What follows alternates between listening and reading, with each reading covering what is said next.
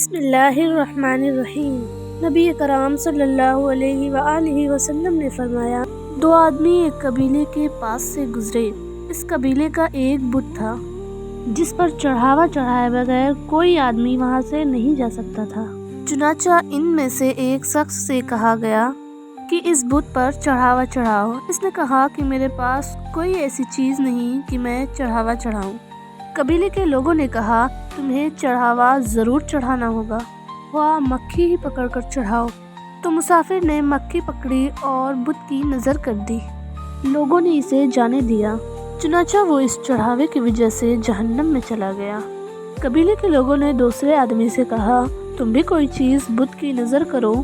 اس نے کہا، میں اللہ تعالیٰ عز و جل کے علاوہ کسی دوسرے کے نام کا چڑھاوا نہیں چڑھاؤں گا۔ تو لوگوں نے اسے قتل کر دیا اور وہ جنت میں چلا گیا۔